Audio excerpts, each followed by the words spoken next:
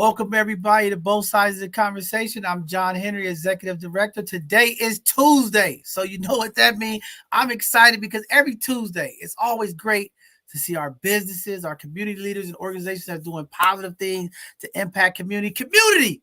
I'm sorry, okay? Last Sunday, my power went out. I got kicked off the show. People like, what happened?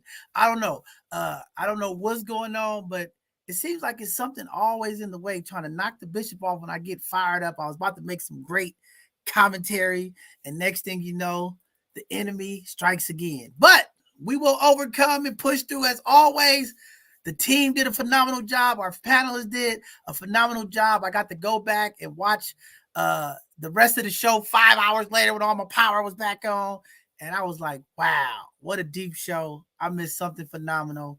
But again, my spirit was there. The spirit of the bishop. I heard Khalees. I was like, she got a little bishop in it tonight. She going in, all right? But I'm here tonight. I hope my power don't go out tonight. It wasn't the power today, but Mother Nature was trying to take me out today, okay? The roads is crazy. The rain is coming down here in the Bay Area. It is storming outside, okay? But I made it here. I got here safe, but just excited to be back in space with everybody. And Khalees, happy to be here with you. It's a lot of things going on. I know we got a lot of news and events, terrible stuff happening in the news. Community, we got some concerns to be. We got the 30 days before the financial market of America is going to crash. We don't know if the Democrats and Republicans can't come together and get a budget passed. We are in some crisis times. Today in San Francisco, Nordstrom announced that they're going to be shutting down 2 of their stores in San Francisco. More and more retailers are closing. The housing market is crashing. The job market is crashing. The recession is here, community. Okay, I just want to say that the recession is here. All right, and it's getting tight out there. Okay, discretionary funds are starting to be more and more of a challenge for folks in the community. And, we all have to do our part to continue to bless our community, uplift our community. That's why I'm asking all of my community organizers, my community organization, the philanthropists, the founders, the people that has access to resources, support the community. There's a lot of folks looking for job opportunities. Again, we see the amount of violent crimes and robberies that are happening because folks are just being desperate out here, okay? People are backs up against the wall, and we got to do our part to help. And here at Both Sides of the Conversation, we'll keep doing our part to make sure we support our Black businesses, uplift our community, make sure that the resources and the information get out to the community, because that's what it's all about. They always talk about holding money for the rainy day. Today is the rainy day, America. Our people need support. Let's make sure that we're supporting the people in these times. With that being said, I'm going to go ahead and welcome in my co-host, the do the most, Khalees. Welcome back, Queen. Holla at the people. Hey, nice to see you, John. Yes, we do need a round 2 for that very strong, powerful subject from Sunday Conversation. It was pretty deep. Nonetheless, glad to have you back. Yes, it was a very, very rainy day. Hopefully everyone stays safe out there. The water was coming down by the pounds, I tell you, but our cars got to get rinsing off, right? Nonetheless, it is Tuesday, Hidden Gems. Thank you, community, for spending your time with us. If you have not already followed us on Facebook, Twitter, Instagram, go ahead, subscribe, like, and follow Both Sides of the Conversation because, of course, we are changing the narrative. And if you follow us on YouTube, don't forget to ring the bell so that you'll get alerted when we go live. But glad to be here this evening. Yeah, thank you. I'm happy. I'm excited. This weekend, we got another great community event that we're partnering with, the Baby Y. I'm sure we'll get to it in our community events, but just want to say, community, I see y'all. Y'all represent. Y'all showed up. All right, we sold out all the tickets. So what that means is we're going to have a full skating ring. And I'm going to just tell y'all right now, one disclaimer. If I fall on my brand new Both Sides of the Conversation skates, y'all can't laugh at the bishop, okay? If I go down, y'all better help me up, all right? But, yeah, Khalees, I want to just say, thank you and the rest of the team. Again, none of this happened without my team, and I always push my team in the front. There's a lot of things happening. I just got another call. People are trying to give me my flowers, and I'm like, hey, it's not about me. It's my team. I can't do none of this without them. But again, we are being acknowledged for the work that we're doing in the community. And again, we don't do it for acknowledgement. We do it because we love our people and want to uplift our people. And but we do appreciate people seeing the work that we're trying to do.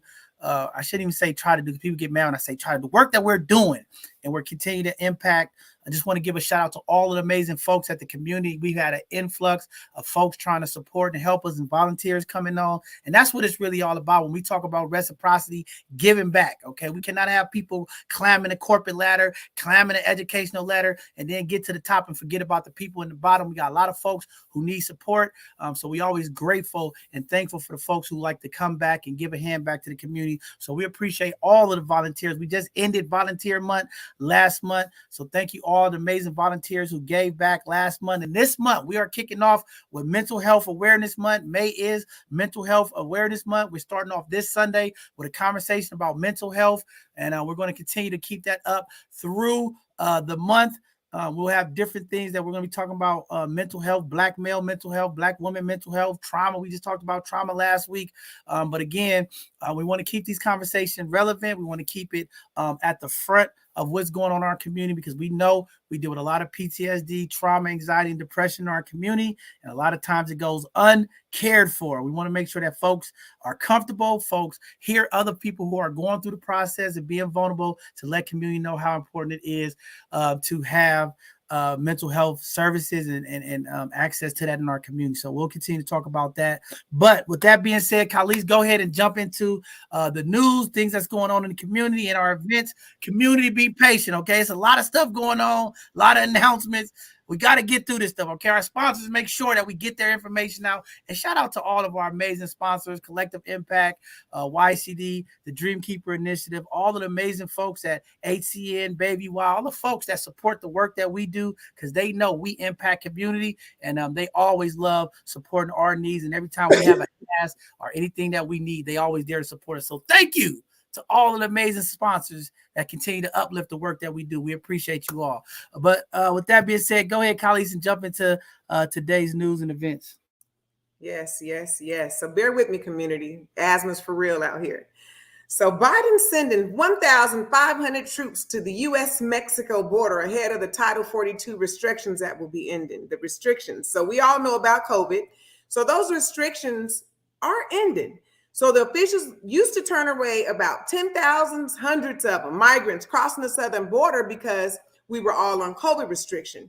Well, these will be lifted May 11th. So be on the lookout for that. They're thinking that there's going to be a lot of activity at the border because of this. And even amid the restrictions, the administration there have been record numbers of folks crossing that border. So Joe Biden, he's responded by cracking down on those who cross illegally, and he's creating new pathways meant to offer alternatives to a dangerous and deadly journey.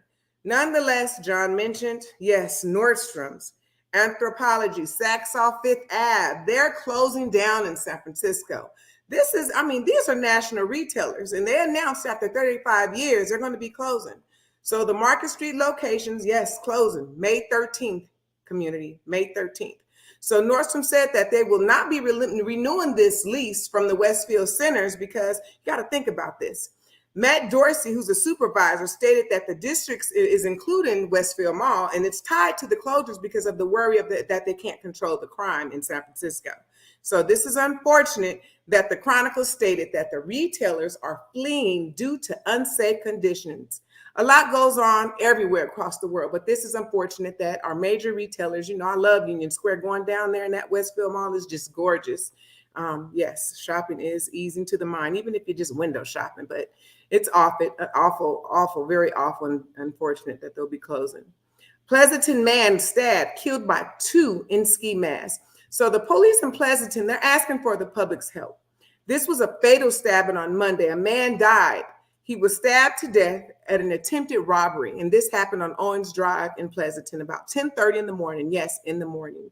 So a witness did report seeing that they seen 2 men wearing ski masks running from the apartment. So, of course, the police is asking for help. Rally held to remember Banko Brown. So we mentioned last week about the actual security guard that had killed the person at the Walgreens. The security guard did. Well, there was activists that held a rally on Market Street because apparently the DA has declined to file charges, that it seemed like it was self-defense, that they will not be pursuing charges. So they did have a rally about this downtown. Man who allegedly cut someone's face with a box cutter on the BART was arrested. A 56-year-old man was riding a BART train when he cut another passenger's face with the box cutter, according to BART police. The man is currently in custody. The incident was reported Tuesday morning about 7 o'clock in the morning at the Pleasant Hill station, San Francisco bound, the train. Unfortunately, I'm telling you, that's just too much. Too much activity, too much violence. The suspect and the victim reportedly got into an argument on the train, which led to the cutting incident. And he was cut with a box cutter. You know, it's awful. It was an adult male.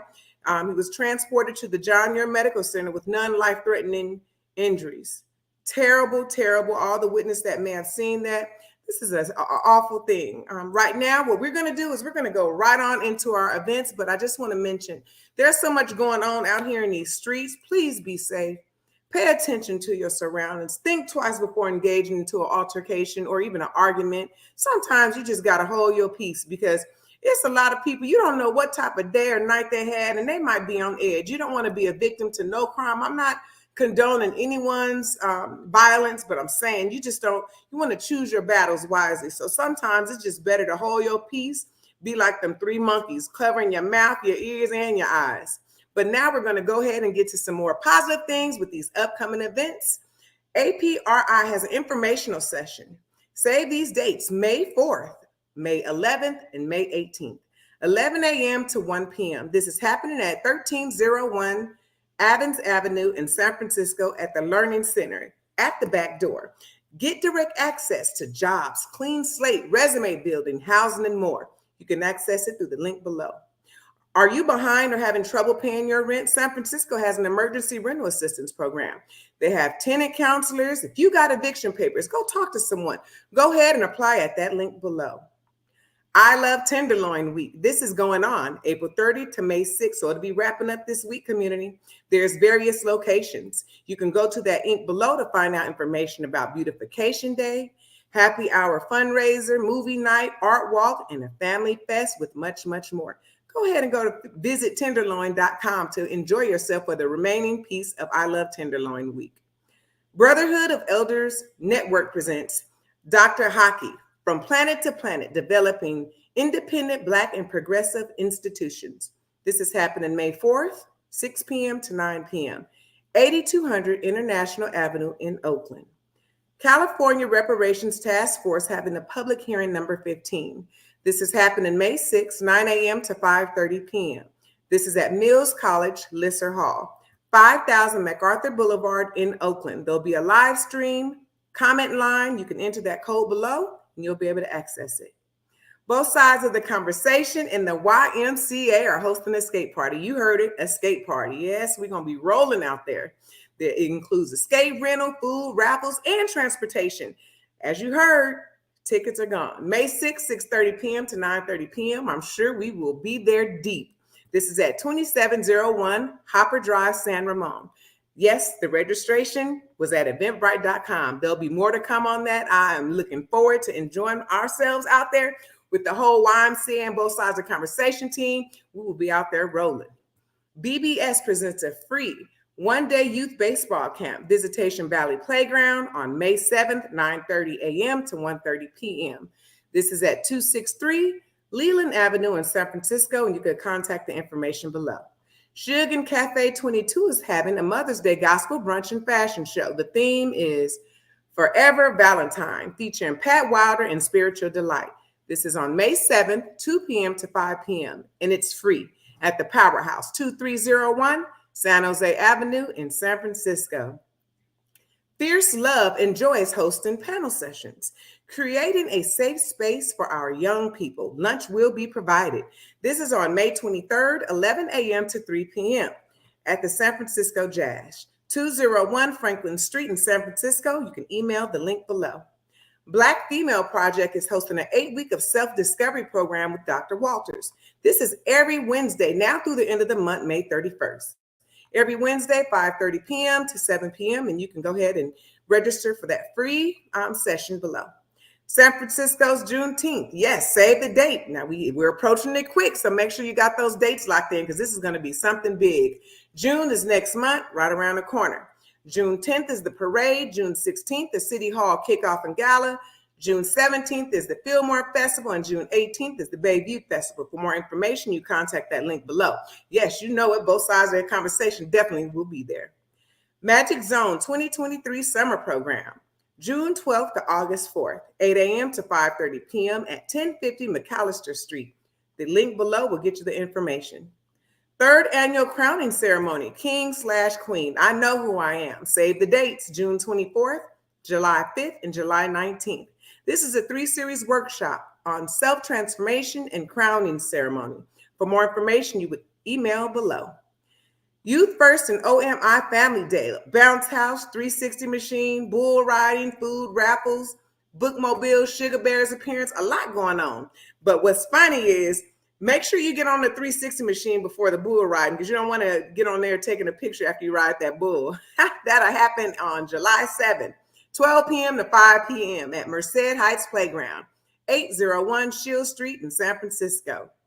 City Kids Creator Con, save the date. This is a free event. Creative outlets, art, music, and fashion. This is happening July 14th, 11 a.m., 12:30 p.m., 200 block of Jones Street. More information is coming soon. I tell you, we already getting into July. I swear it was just Christmas. Now we're almost halfway of the year, so you got to keep up. There's lots to do out there. Save the date. Magic Backpack Giveaways. Mo Magic will be giving away backpacks on August 5th. 11 a.m. to 2 p.m. at Ella Hill Hutch. That's at 1050 McAllister Street in San Francisco. You can email those links below. Also save the date because Magic is giving away backpacks as well. Be Magic, August 12th, 11 a.m. to 2 p.m. at Now NOW Hunters Point, 155 Jennings Street in San Francisco, and you can email below. Youth First and Invest Black Comedy and Awards Show. August 11th, 7 p.m. The doors open at 6 p.m. This is at the Brotherhood Masonic Center at 855 Brotherhood Way, San Francisco. $50 includes food and your ticket. Go ahead and register at eventbrite.com. Well, there's ongoing events as well. SFHRC regular bi-monthly commission meetings. Second and fourth Thursdays at 5 p.m. This is at San Francisco City Hall, room 416. There's a Zoom line for you to call in with the web ID and passcode below. African American Reparations Advisory Committee has their monthly meetings virtually at 5:30 p.m. every second Monday. Go ahead at the link below. But most importantly, community, there are so many job opportunities out there. I'll tell you, many, I'm talking about good job opportunities. So we have a lot of links and information for you to not be unemployed. You can actually be employed, have a good career. There's trainings out there. Bayview Hunters Point, 3rd Street Youth Center and Clinic is hiring. There's a link below. Office of Civic Engagement and Immigrant Affairs is also hiring. Become a community ambassador. Bilingual applicants are strongly encouraged to apply. The Japanese Community Youth Council is hiring a high school educational advisor. Go ahead and apply below. SFUSD Pathway is also hiring. There's a lot of jobs on there. The link will be below. East Bay Municipal Utility District is hiring. Meter readers, mechanic applications open May 1st through the 5th. So it'll be closing this week. You better jump on it. The salary is $87,000 to $101,000, and that's some good money. So you better apply at that link below. Latino Community Foundation is hiring. Vegan Mob is seeking a skilled and passionate cook. Young Storytellers is hiring an operations and systems strategist, women and gender diverse people. The salary is $62,000 to about $72,000. Go ahead and apply at that link below. Closet World has immediate openings, installers and assistant installers, $500 sign-on bonus. You can apply at the link below. Be Magic is hiring a program coordinator. The application link is below. I'm telling you, community, there's a lot of jobs out here. So many links, you could just click all through here and get you some employment. Join our team and make an impact on Bay Area youth. New Door Ventures has openings. City Build Academy provides comprehensive pre-apprenticeship and construction administration training to San Francisco residents. Learn, build, and earn at the link below. Mission Hiring Hall, San Francisco Mayor's Office of Economic and Workforce Development and City College of San Francisco are looking for candidates. You can email for information below on these opportunities. City Drive has a free Class B permit remote learning training program. This is training and job referral. Go through the Linktree link below. Security guard training class has enrollment requirements, so you may want to check those out and go ahead and apply at that link below. RAMS desktop support training. There's very specific qualifications, so make sure that you read through that. The deadline is May 12th. Go ahead and access it at that website below. Excelsior Action Group is hiring administrative coordinator, event development manager, small business liaison specialist, information below. The Homeless Prenatal Program is also hiring bilingual supportive housing case manager, a director of finance, mental health specialist, a residential counselor. You can access it through the link below. San Francisco Human Services Agency is also hiring. There's various positions, and I went on there, and it is a long one, so go ahead and get you a job below. Both is hiring senior project managers. Link is below. Cal Youth Commission is hiring core organizers. This is the Bay Area, South Bay, Northern California, Central Valley, and Los Angeles, all across California. You can get a job. Rising Sun Center for Opportunity is hiring for several positions in the Bay Area and Stockton. There'll be a link below. Wu Yi Children's Services is also hiring teacher assistant, associate teachers, lead teachers. Apply at the link below because we do want our children to learn. It is very nice to be able to interact with children and be an impact on their future. San Francisco Human Rights Commission is hiring a chief financial officer. Yes, a CFO. You heard it. Apply at the link below if you are qualified. United Educators of San Francisco is hiring a community organizer. Also, facilities having a hiring fair, Mission Bay Mission Hall. This is happening on May 5th, 11 a.m. to 4 p.m. You can register at the link below. Also, the job details and different job descriptions is also on that link below. Security and Hiring Week is at the OMI Job Center, connecting clients with top security firms in the area. Now, this is the last week for this. This is May 1st to May 5th, 200 Broad Street in San Francisco. We have a phone number you can call for more information, and also you can register at the link below. A.M. Crawford Strategic Philanthropy Advisors is hiring a lead consultant. San Francisco office or the Gainesville, Florida office. San Francisco Adult Probation is recruiting for key reentry division positions. There's a reentry division director, senior community development specialist 1 and 2. Go ahead and apply at the link below. Join our youth team. San Francisco youth volunteers are needed. Paid stipends, high school or college honor roll students. Join with us. Email us, hr@bsotc.org. Give back to the community. We need volunteers. Finance, IT and development, fundraising coordinator, production assistant, marketing team. Just email us at hr@bothsidesoftheconversation.org. That is hr@bsotc.org. Yes, it's fun to volunteer over here because we want to hear your perspective. We talk about things. We have our Sunday conversations. We have our Hidden Gem Tuesdays as well as our Educational Thursdays. But we want to hear your perspective. Become a panelist on our Sunday conversation. Do you want to promote your nonprofit? Be a guest on our Hidden Gem show. Click Join Our Show at www.bsotc.org. Both sides of the conversation is in search of volunteers. Our work is inspiring and it feels good. We make a difference in the community with tangible results to show it. We are a highly driven group with high impact. We get the right things done the right way. Not only will you contribute to the community, but you'll also learn a lot and gain knowledge in the field of interest within the organization. We value your ideas and input. Sign up to be a volunteer today. You can make a difference. And as always, today's Hidden Gems Tuesday. Thursday, we have Educational Thursday at 7 p.m. That's May 4th. The history of anti-Blackness in academic and scientific theory and the lingering effects on today's society. Our Dante Dupree King will be bringing this Educational Thursday. Yes, do not miss it, 7 p.m. We have our Sunday conversation May 7th at 4 p.m. And as John shared earlier, it's mental health. So it's mental health in the Black community. Access, safety, and well-being. I tell you, community, a lot going on. Both sides of the conversation is getting things done over here. We make sure the community is well advised. Well, thank you, Khalees, for getting through that. I know that was long, community, okay? But there's a lot of resources and information. Most of these community events are free to families and folks in the community. So please check them out again as we're getting closer here to the summertime. There's a lot of resources, a lot of events happening. Again, it's our job to make sure you in the community know where the jobs at, know where the opportunities at. There's no excuses, community. Don't be talking about, I don't know where the jobs at. Nobody tell me I don't know how to connect with the resources.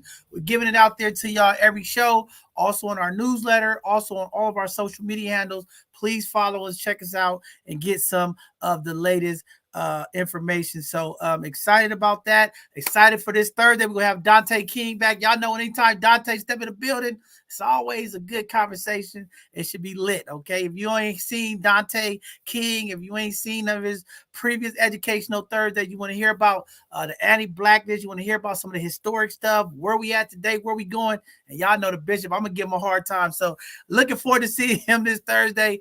It's going to be great. And then talking about mental health this Sunday. I know everybody's watching the Warriors game right now. Everybody's getting all set up for the Warriors game.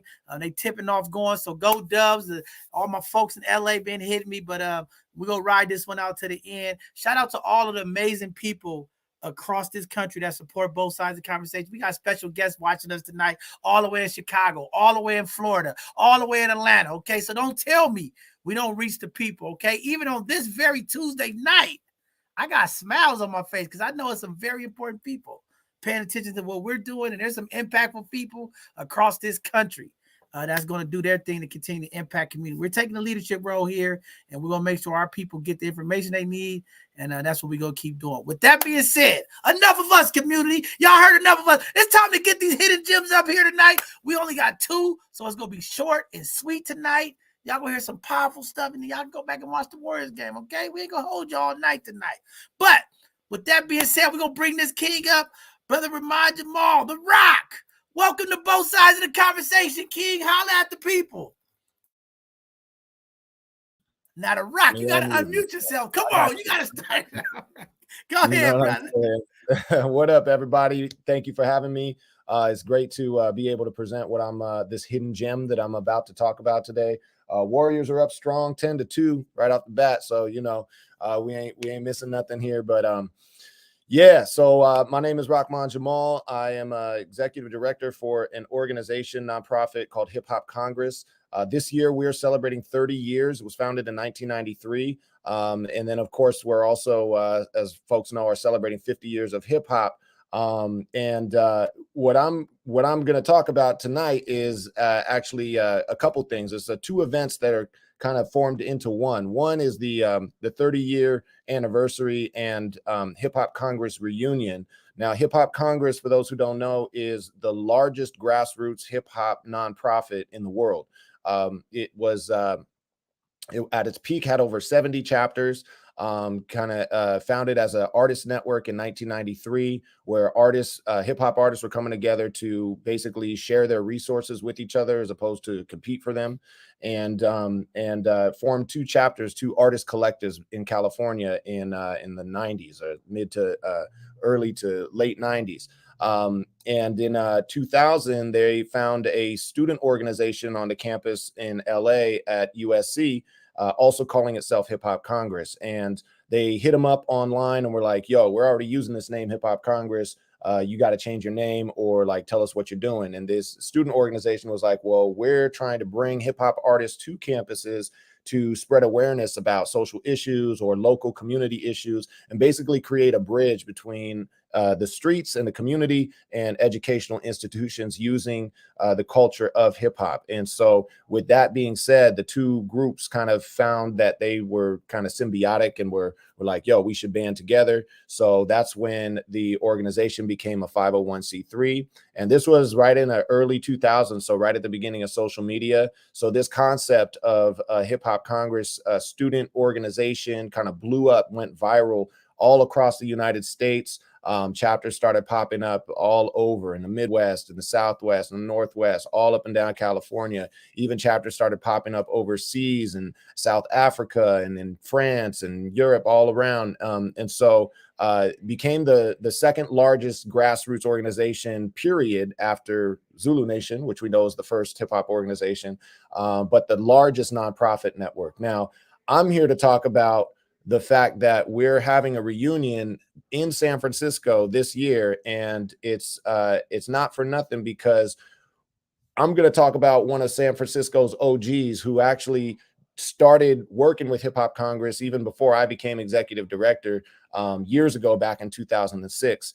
And this man is a cultural icon. He is an international ambassador and superstar when it comes to hip hop dance, but even also the era before hip hop, which was in the Bay Area, that most people, if you were born in like the 80s or after, had no idea of the inner city Black dance culture in the Bay Area. We're talking about Oakland Boogaloo, we're talking about Richmond Roboting, and of course, we're talking about San Francisco strutting. And being a child of the 80s myself, you know, we grew up, just hip hop was already the culture, right? That was the culture, it's the youth culture that we identified with. So it was all about MCing, breaking, DJing, graffiti art, all of that stuff. We're like, yo, this is the culture that speaks to us. And I had no idea, being even from the Bay. You know, I grew up in Redwood City. You know, but even being from the Bay, had no idea that in the 70s, before hip hop ever left New York, there was this inner city Black dance culture called Boogaloo, Roboting, and Strutting. And the reason why I didn't know, and why a lot of people may not know this hidden gem, is because the industry, the hip hop industry, was so focused on the New York inner city story. And then in California, it was all LA.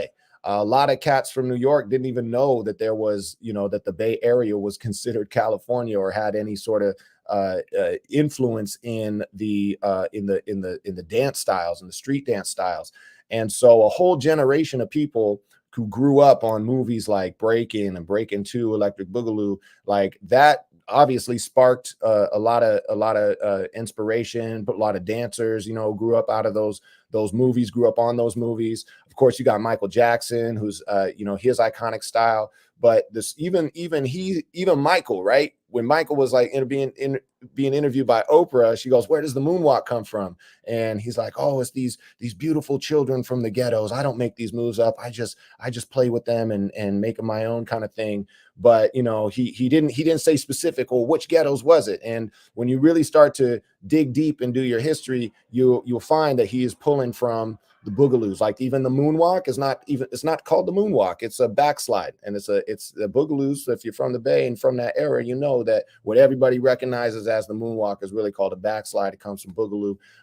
And so there's this whole narrative of story that entire generations, even hip hop scholars and everything, you know, it's like this question of like, well, what's the real secrets of these dance forms, these West Coast funk styles that have influenced everything from popping on down, you know. And so the individual that I'm talking about was 11 years old. He grew up in Hunters Point till he was 11, and then he moved to Fillmore. He was just a kid that had so much energy, could move like nothing else, and was pulled into the Fillmore strutting culture.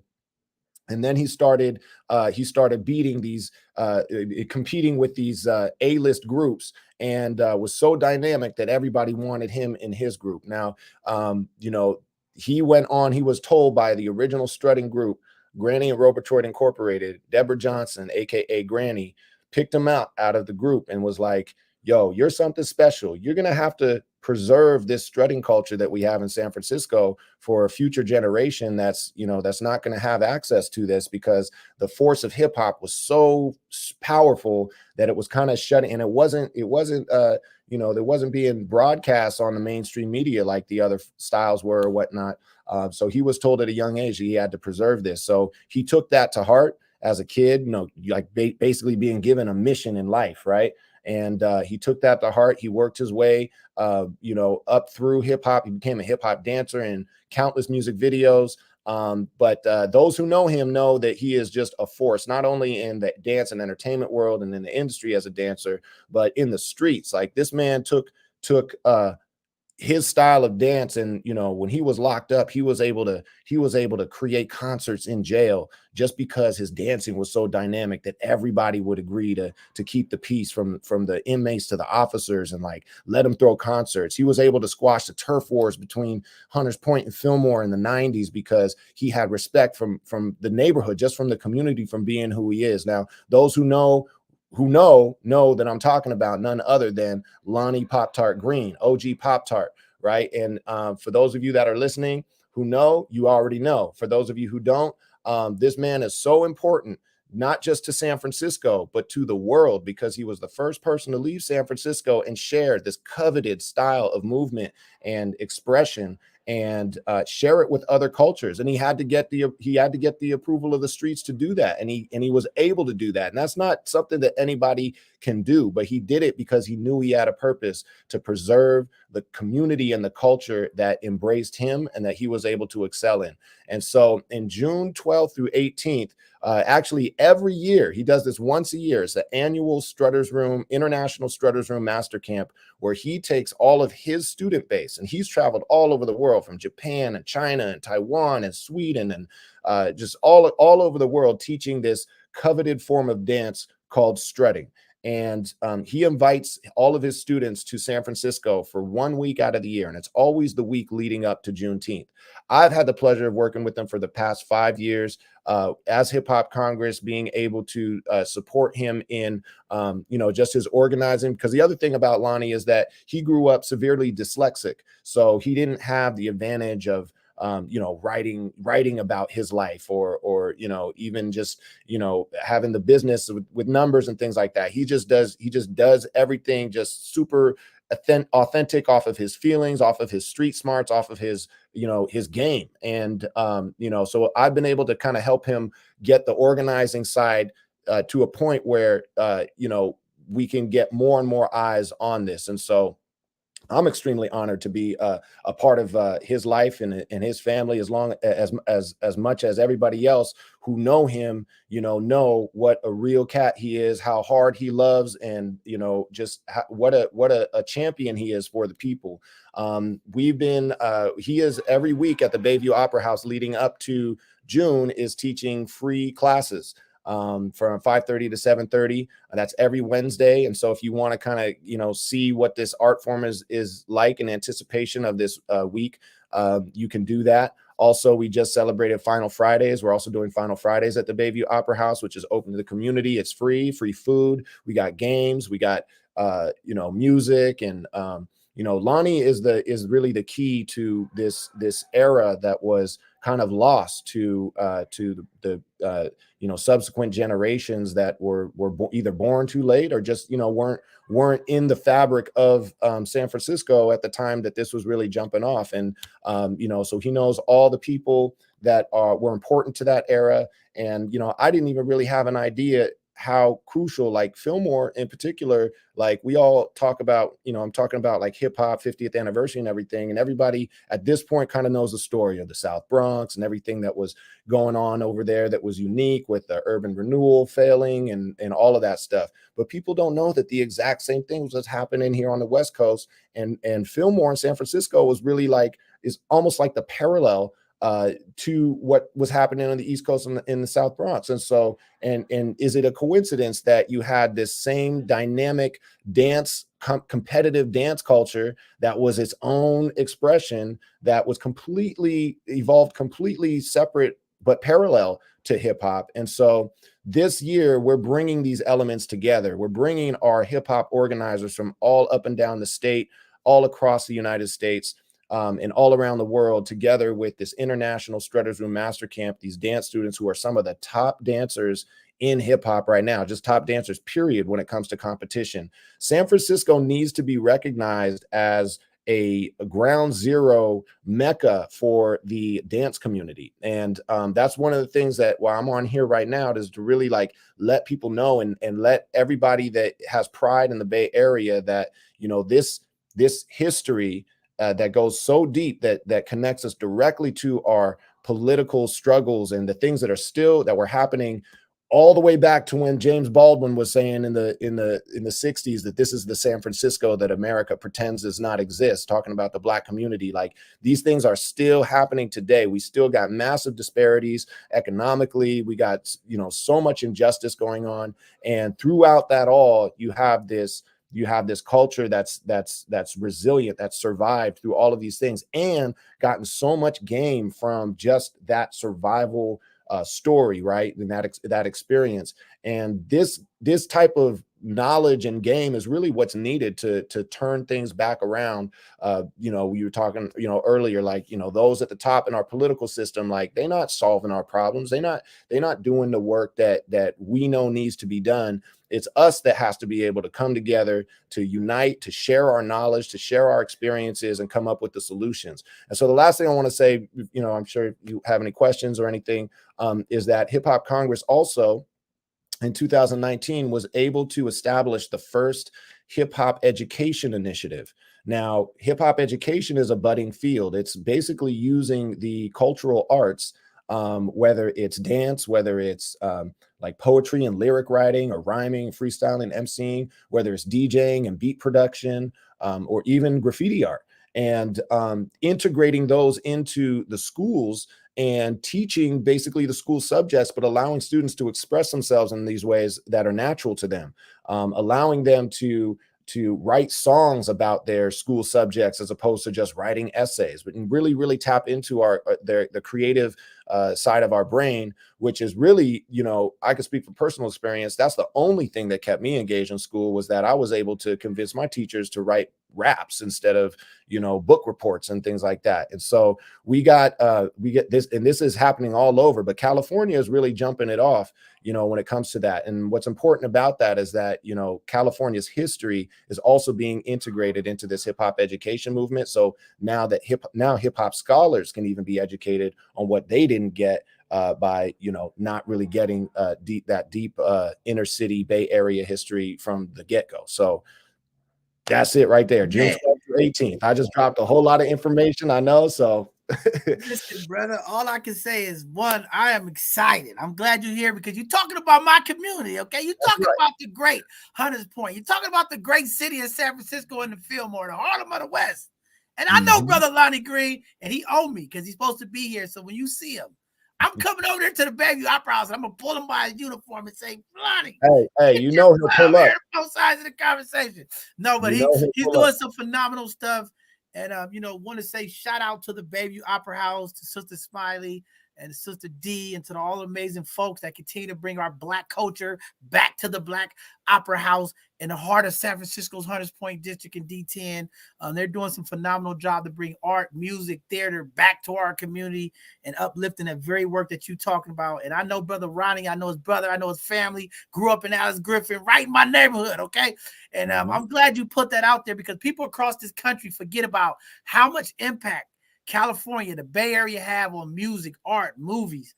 Okay, when you talk about the hip hop, when you talk about the R&B, when you talk about the dance, when you talk about the artists, the poets, they come out of the Bay. Okay, now a lot of these folks go to other states, Atlanta and all across the country, and they don't get highlighted. And sometimes they come out here and they steal our game. Bay Area, we got to tighten up. We got to tighten up and stop giving them all of our sauce. But a lot of rappers, I got a lot of folks that's connected to the hip hop community. And it is true. I remember when Tyga was out here and he started making all his Rack City and all that stuff. That was Bay Area music, those dances, those sideshows, all that stuff was Bay Area born. Okay. And it just kind of took over across the world. But it just goes to show the influence that we have across this country. And it's just great to have you here, iconic pillar of the community, 30 years. Okay, bringing that knowledge and our history back to our young people. Because I remember, in the early 80s, 90s, that was my area, watching people pop and doing the break dance and in the movie with the break dance kids. And really that was about the Bay Area and Harlem and things of that nature. And I remember growing up, I wanted to do that, man. I wanted to spin around on my head and all that. And then the 90s came and everybody got into gangster rap and all of that other stuff. But, this is a significant time, as you said, 50 years of celebrating hip hop, You know, I know they're doing a lot of hip hop celebration just to think of where we've come to where we at now. The transformation of, you know, information, the culture, the wealth. You know, some things been positive, some things been negative. But just again, just to see the development of the culture, the people. You know, I was just talking to a buddy who just got back from Japan. He's like, man, all they listen to is Bay Area music out there. They love the Bay. Just to see how we impact the world, you know, our music and how we move here in the Bay Area. You know, it's a go, high thrive area. You know, the cost of living is high. Everything is high here in the Bay. So everybody, we grinding. Like kind of like baby New York in a sense. We grinding here in the Bay. But, you know, 30 years of an organization, you know, being here, you know, I just want to ask you, you know, that journey, you know, when we talk about longevity, when we talk about sustainability, when we talk about 30 years of service to the people, you know, getting to this point, to seeing where you are and how much more you have to go, you know, how does it make you feel? And as you know, you come in and look back, that change, man, how does that make you feel to see the impact of what you all are doing to impact community? And when you see those young people, because dance is an expression, it is a way of mental health, releasing that energy. How does that make you feel to see just young people smiling, having fun, dancing around, acting silly, having a good time, brother? Well, I mean, you know, I'll tell you, like, I joined Hip Hop Congress as a young person myself. I was in college. I was a freshman in college. So, you know, when we was taking this idea, it was so grassroots and organic. Like there was nobody from the top saying, "Oh, it's got to be this way." Like it was just straight up culture and vibe. And what happened with the timing of that, and like where ideas were starting to be shared more across online and everything, and finding your tribe, like with people that, you know, are completely from other parts of the country and everything. We actually held 9 national conferences consecutively, hosted by a different chapter in a different city, between 2002 and 2010. I'll tell you the cities we were in. We started in San Jose. We went to Los Angeles. We went to St. Louis, was our third one, where we introduced the Hip Hop Education Initiative that sparked a lot of us to go back into our hometowns and look at ourselves, not just as artists and entertainers, but as cultural workers and educators, which kind of sparked that whole hip hop education movement. Then we were in Chicago. We were in Boulder. We were in Athens, Ohio, Seattle, Biloxi, and Detroit. And this tradition of going to a new city and having that city host a group of people from out of town to learn about that underground community is just naturally created this organic network and this family. It felt like a family, because we all knew what we loved, and we all loved this thing called hip hop, this culture. So to be able to, you know, we you know, lost momentum in 2010 on some, you know, 501c3 status thing, whatever. We got that back. And so this is the first reunion that we're going to have in person in 13 years since our last one in Detroit. And to have it in San Francisco, I can't say how crucial this is, simply because of the history in San Francisco and the history that's been preserved by Lonnie Green, to educate so many of us on what we never knew about the Bay Areas and the West Coast history and its place in that story. And so to be able to pass that information on to the next generation, to be able to empower young people to really have pride in, you know, being from California and having this history that that literally can change the world if we can coordinate. You know, if we can get all this knowledge together and pass it on in a way that empowers young people, as opposed to, you know, having schools remain, you know, places where kids get, you know, just disillusioned or disenfranchised because of, you know, they got to learn some other history that's not relevant to them. You know, like this is their history. And so the fact that California has the first hip hop education initiative, that's a long time coming. That's a lot of artists that are just like no teaching credential background, but just being like, yo, here's how I would teach how to write a song, or here's how I would teach how to freestyle, and like bringing that to schools, and like, you know, and showing that it works, like proving that if you integrate the arts back into the classroom setting, everything gets better. You know, it's just it's like it's saving education right now. And so for artists that are out there listening, like knowing that like you don't just have to rely on the music industry to make a living. I'm a case study of that. Like I wanted to see if, you know, as an artist, like, you know, just a little background about myself. I went to college, I went to film school, had a full scholarship, and I starred in a movie that went to Sundance in 2003. It actually also premiered at the SF Black Film Festival. It was called The Beat. And it was I played a young rapper who basically had to decide whether to follow his musical dreams, in which case he would be kicked out of his house and he'd have to basically live on the street and make it on his own, or play the safe route and get a job as a police officer, right? So the film kind of like, you know, is all about like the choices that you make. And when that film, you know, and I was there in Hollywood and I was like rubbing shoulders with all the stars, and I got this kind of inside view of like the dream, right? What every rapper aspires to be into. And I realized like Hollywood don't have no more answers than the people on the street. They just people doing their jobs just like everybody else. But because a lot of times you're disconnected from the bubble, from the real community, you're also disconnected from the solutions that the community are that need to come from the community in order for them to work. Because I was involved in Hip Hop Congress allowed me as an artist to remain connected to my community and also test out can an artist make a living being a teaching artist, you know, and bringing hip hop to and actually giving back to the community, giving back to the youth, and making a living.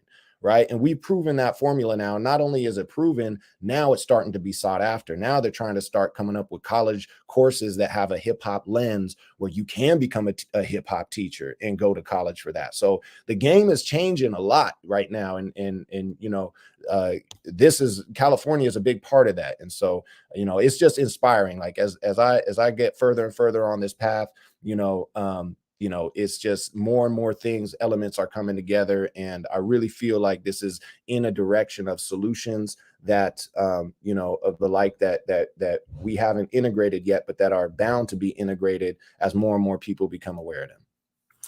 So Ramon, wow, that was a lot of information, very well thought and carried through.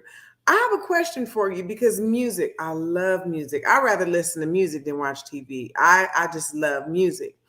And so coming up in a strong Christian household, I remember me and my sister used to try to get a hold of the music that they called underground, because MTV back then only played certain things. It wasn't no BET back then. So MTV only played certain things, and then BET came. You get to see more of our cultural music. But music have evolved so much, thinking and listening to how slower the pace and the words were crafted when I was coming up. Now listening to what our children are listening to and how fast paced and the all around verbiage, explicit verbiage, it's done so much. So share with me your insight on today's hip hop rap culture and how it impacts our youth, because it's come a long way. I mean, we can get into conversations about their music versus our music, because they tell us definitely that, well, y'all music said the same thing, just more nicer. We just uncut with it. But share your insight in that area. I mean, you know, music is just, it's an individual's expression, and you're going to find any type of music that anything under the sun. If there's no, if you're looking for a certain type of music, you'll be able to find it, especially at this point. You got the internet, you got all different artists, more and more people have platforms that they can create just directly.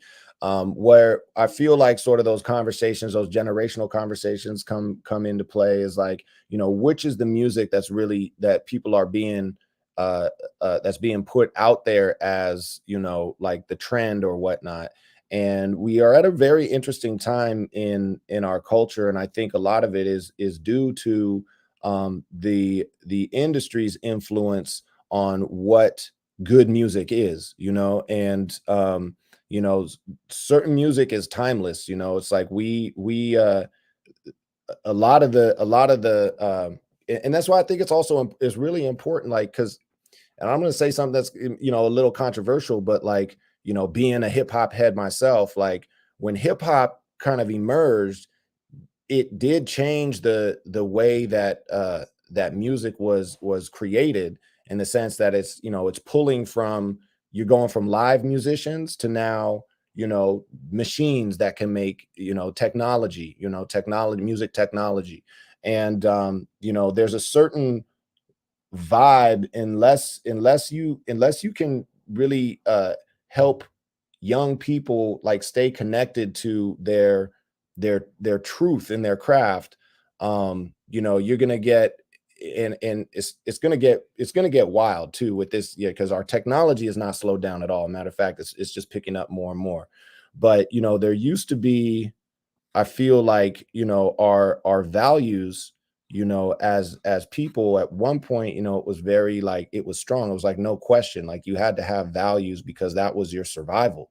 You know, that's what kept you alive, you know, in the hood. And you know, the second that the industry kind of was able to capitalize on certain messages that were detrimental, that you know, that you know, were sensationalized or whatnot, and people learned that, oh, I can make a living off of saying just stuff this way. You know, nowadays I don't even know if it's so much, you know, about making a living. It's just like getting hurt, like that shock value, going viral or whatever it is. But that's not to downplay the reality that a lot of young people are speaking to in their raps, because it's all comes down to what your truth is, you know. But I think it's really important that we don't just look at the art as you know, in a vacuum or in a bubble, because that art comes from someplace. That art comes from certain experiences that the individual may be going through, and speaks to real social realities, that unless we're breaking down those, like, why did the artist say this that way? Why did they tell that story? Where is that coming from? Why is this shift in the topics going in this direction? And we're not addressing those root problems, well, then it's just going to keep continuing, and every generation is just going to keep speaking on those same problems, you know.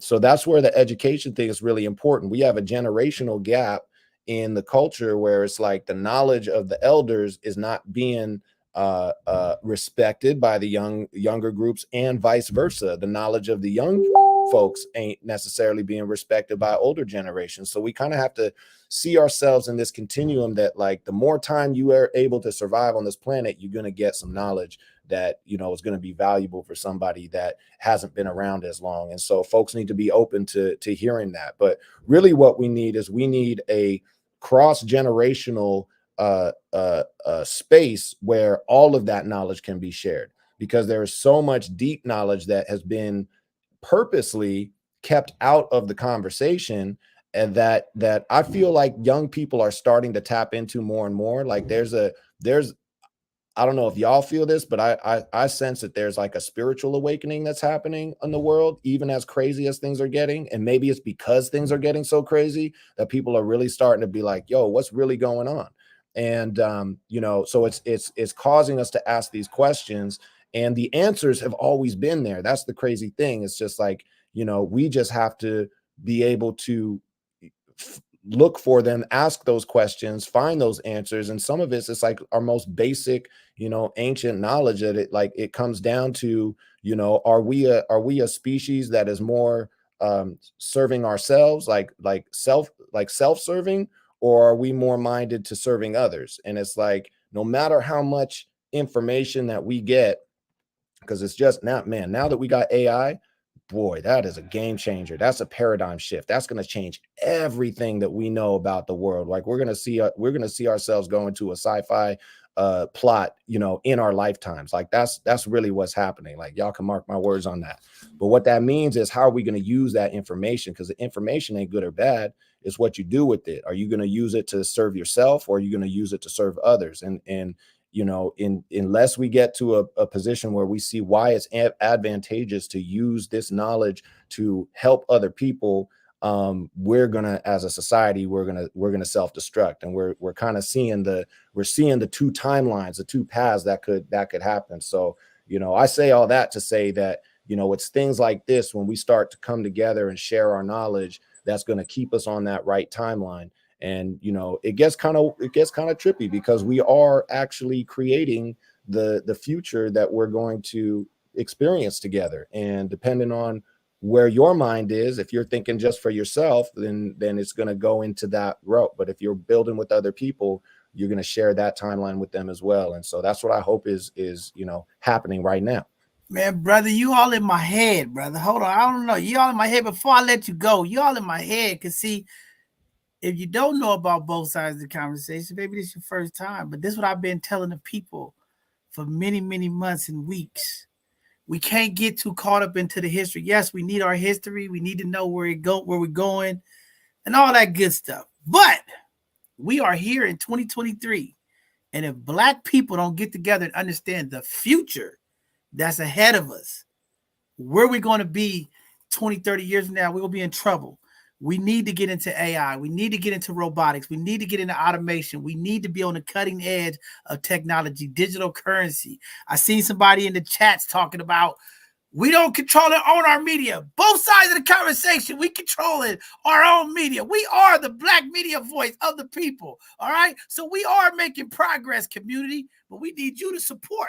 What are you going to do to help support and uplift the voice in the media of the people? That's what I want to know. That's the question to the people. But I think you had a great point about, our generational gap. And I'm always on this. I work with a lot of young people. And there is a gap between the elders and the young people in the community. I talk to the elders. I respect my elders. I love my elders. But I got some problems with my elders too. They're not willing to pass the torch to the young people. They're not willing to give up the power and their egos and all this stuff to the young people. They're not willing to give them all the information. And, when we talked about trauma bonding last week, I wanted to get into that a little bit, and I got kicked off. I guess the spirit that know that it was coming down. The elders must have prayed enough to get me off the air, because I was going there for our elders, because I think the elders of the community has a great responsibility and passing the torch and lending a hand to the young people. And I think a lot of the young people are frustrated and have lost respect for the elders because they want them to respect them, but they don't respect our youth. And they don't give them an opportunity to excel. They don't give them the tools needed to advance. So I'm always working to build that gap with my elders. And we're going to have some conversations coming up about it, because I know people have been asking me, and I would definitely love to have you come back on a Sunday conversation so we can really talk about what does that look like when we talk about transferring the wealth, the information, and knowledge, and then to our young people. What are they feeling? How do their voices be heard? How do they be validated? You get what I'm saying? And how do we continue to push equity forward between those generations? And then so many times our young people feel like the elders are just talking at them, and they don't want to talk about their experiences, and they're not willing to be open to what they're doing. And what my approach is I always try to connect before I correct young people, right? I don't just come in here and young people space. I don't tell them, hey man, just pull up your pen. Why you doing this? And just, I try to get to know them and understand how they thinking, how they processing information. I try to build that connection so that I could correct them then, right? Because now we got a little relationship going. We got to understand it. I kind of listen to their rap music and stuff at first. I mean, 90% of it, I want to hear this crap all day, right? But if I know, like you said, this is a part of their life, this is something that's impacting them, then I need to know why. Why are these young people listening to this rapper? Because there's some information in there that they're connected with, like you said, right? So when we start talking about the trauma, the PTSD, the loss of their friends, the other things that's impacting them, then we got to figure out as adults, how do we go in here and correct some of that stuff and make it possible for these young people to feel empowered, to feel like they have what it takes to go. And that's why I'm always going to these events, and I'm always like, let the young people speak. Too many times the elders want to hog the mic at the conference. They want to hog the mic at the rally. They want to hog the mic at the, you know what I mean? It's like, let the young people speak. Young people, speak up. Let's listen to the young people. So I think if we could do that more in the future, I think we'll be more beneficial to our community. I always say this, the Black community, we're the only community that when our elders die, it's 10, 20 years trying to recoup that information in that network because we're not doing a good job of equipping the next leaders. We're not giving them the information to lead. A lot of our elders are going to the grave with all of the information. And as a community, we have to stop that.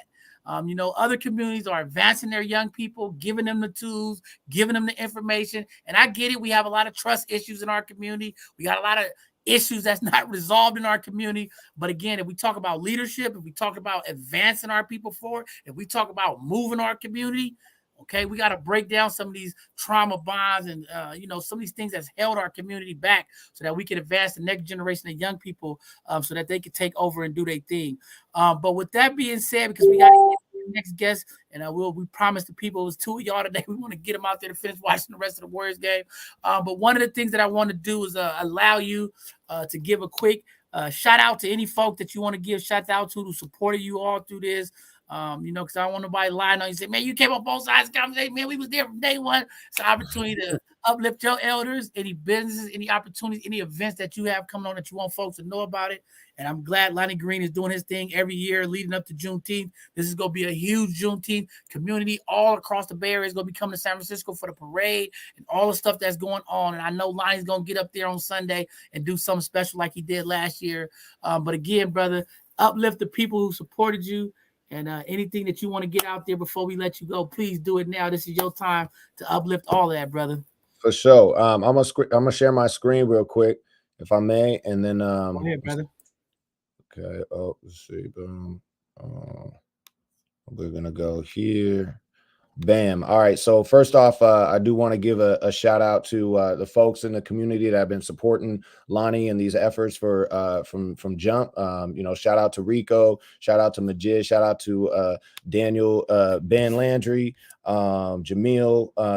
There's a host of folks, Gloria Berry, that have been supporting this. This is the Eventbrite link for those of you that are interested in attending. Okay. It's the Master Camp home. You could see on YouTube, you could see our performance at the Fillmore and Turk Mini Park from 2022. It was crazy. We was out there, man. We had dancers. Like, I know we on short time, but that video is nuts. That's the sizzle reel. There's the Bayview Opera House inside where we're going to be. Again, weekly Wednesdays and the final Fridays. Lonnie Green is there. It's free to the public. It's free to the youth. Get plugged in. You know what I'm saying? This is where we share the information. This is where you get the platform to express yourself. And, we'll be out there that whole week from June 12th, Monday night. We started off and we got stuff happening during the day. We're going to have an international Zoom call with folks from as far as Uganda and Congo, South Africa, Kenya, of course, across the United States. Then we got day 2 is our Women in Power presentation panels. We got Sugar T, we got Kiana Selena, we got Ethel Longscott from Women's Economic Agenda Project presenting. We got Lori Valdez, who's got the organization for kids that have lost families to police violence, have lost their parents to police violence, and nobody checking up on them. So we got some powerful women that are going to be there. On Wednesday, we got what do we got Wednesday, man? It's starting to blur in my head. On Thursday, we're going to go out onto the Hornblower. So we're going to take a bay cruise. All participants are about that. Wednesday is the Women's Empower. Thursday is the cruise. Friday is hip hop education. Saturday, of course, the Fillmore Festival. And then Sunday, we're going to be at the Opera House doing our own Juneteenth, as well as attending the Gilman Park as well. So we're going to be out there. And if you want to come through, that's where we'll be at, Bayview Opera House. And it's just been a pleasure to be here and present to y'all, and hope to see y'all in person. And if you have any questions about that, you can email me, hiphopcongressinc@gmail.com. And thank y'all for having me, and it's been a pleasure. Man, thank you, and shout out to Majid, all the SF Block members, and Jamil, all of the folks keeping this movement going. We thank you, King. And there you guys have it, the Hip Hop Congress. Maybe this Congress can get the work done, because our Congress can't get nothing done. It seems like hey, but thank you, brother. And definitely, if you could get those flyers to those events out to our teams, send those digital flyers to events at BSOTC so that our team can get it out to the community, so that as we get close to approaching those dates, we can make sure that all our community know to show up. Community, this is a great opportunity. Come learn some history. Go learn how to strut. Pop. A lot of people going to teach you how to He gonna teach you how to lock, pop, and drop it. I can't do it. I'm getting old. I can't move like I used to. But again, it's always fun. It's always great to see the strutters out there. It is definitely just a cool sight to see. So again, brother, we appreciate you, Rock, for being here. The Hip Hop Congress community. This is the Congress we need. Because the other Congress, I don't know what they're doing up there on Capitol Hill. A new day is coming. Maybe it's the Hip Hop Congress. We're going to make some things happen. Hey, brother, thank you for being here. Anytime you want to come back, or if you guys have something that you want to get out, please go ahead, tap in, and we'll get you on and get it out to the community. And again, much respect for the work you all are doing. Congratulations on the 30 years. Congratulations to get to celebrate 50 years of hip hop community. We are still making historic movement. Don't tell me black people ain't elevating up the ladder. We're doing some amazing things. All right, brother.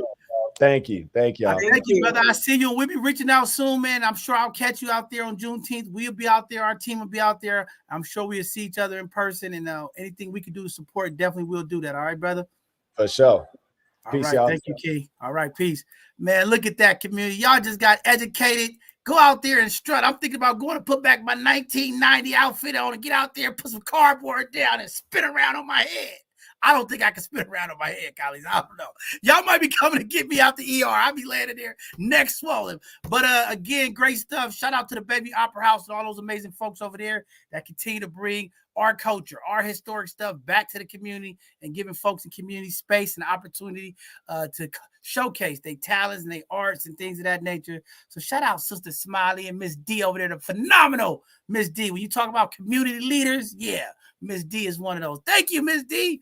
All right, with that being said, we got our last hidden gem, and I know y'all like, shut up, Bishop, get the last hidden gem up. She's been waiting patiently. I see this queen sitting back there, Miss Brandy. Welcome to both sides of the conversation, queen. You're on mute. I know. I had to click it. Hi, hello, all. I'm Brandy Collins. Thank you for having me. Appreciate it. All right, Brandy. Well, go ahead and talk to the people. Let them know a little bit about you, who you are, what are you doing. You got some phenomenal stuff going on. Let the people know what you're doing, queen. All right. So just to let everyone know, I am a freelance journalist here in the Bay Area. I know it's very rare that people get to talk to a freelance journalist or know what a journalist does, but I'm a writer. I write a lot of different stories here with the Black community and Black, Brown, and Asian community, mostly people of color, I should just say. And I'm also a blogger. Most of my fields of expertise is arts, community, and food. So I do a lot of that writing here. So some of the articles I've written, you may have seen, or you may not have, and you may have never put a face to the work that's being done. So I wrote a listicle of all of the Juneteenth events here in Oakland, or actually throughout the Bay Area. That was posted on Thrillist.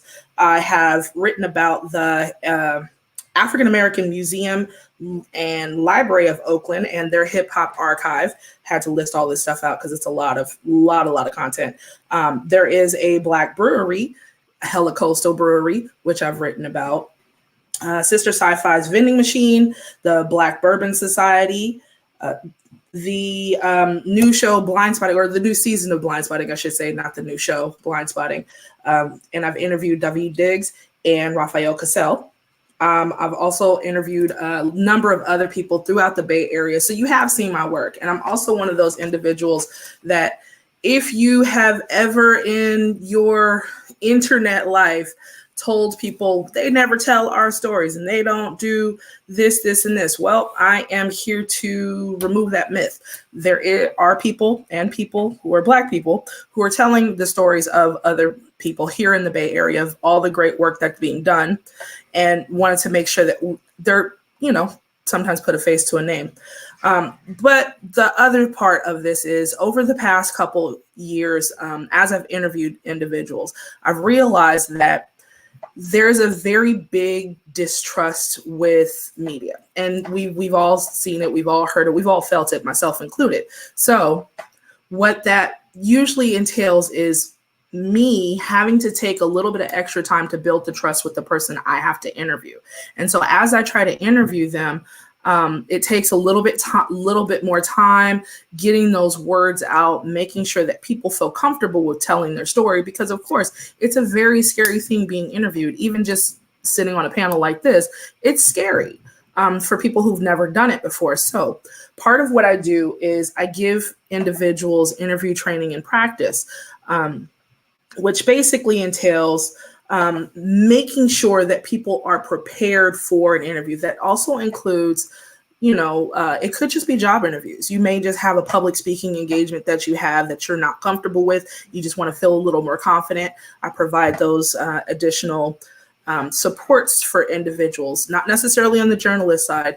And we're not talking about doing interview prep for big stage things, just like small things so people can feel a little bit more comfortable in their work. I also do provide strategists information. So say for instance, if you have a small business and you have never thought about, I don't know, one of the things, actually, let me back up. One of the things I've actually said was, if you have a small business, you are in the first couple years of building your business, and you are always hiring people who are a little bit unreliable. Well, maybe there's a possibility that you need a hiring strategy and building out some of those strategic things of what does it look like to hire someone, because not everyone knows how to hire someone, especially if you're a small business. You may just have been used to calling your cousin, and your cousin is unreliable. So building an actual hiring strategy, building training materials, so that you as a business owner or a small business owner don't always have to physically be at work. You can train other people to do that. And I can teach you how to train people, because training individuals, particularly adults, is very, very difficult. It's very stress filled. So I provide a little bit of service and support in that. So mine was very, very quick. So it didn't take a lot of information for you to for me. So if there's any additional questions about what I do, particularly around breaking down those media barriers that happen, or just whatever else I do, I'm open to questions from you both. Oh, I have a lot of questions. You thought you was coming on both sides of the conversation. You gonna get out here without some questions? No, not at all. I expect it. I usually answer and ask a lot of questions. So providing just general information about, there are people of color out here telling these stories. And I wanted to make sure that we remove that myth that they're not telling our stories. There are people telling our stories, and I'm very quick to tell you, Google is your friend. You can look it up. I don't believe everything Google have, but I take 90% of it. I don't believe everything Google have. They had some stuff on there about me that wasn't true now.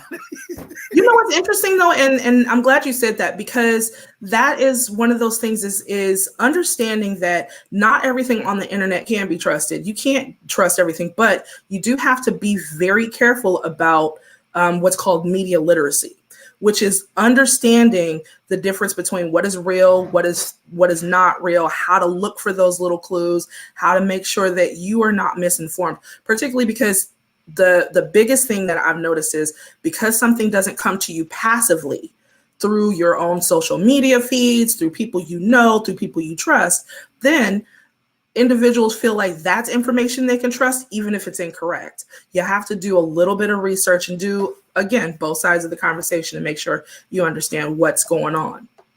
Yeah, well, this social media is very powerful because people all across the world can find everything out about you nowadays. I have people calling me from Europe talking about, John, here they know all this stuff about me. I said, how you know all this stuff about me?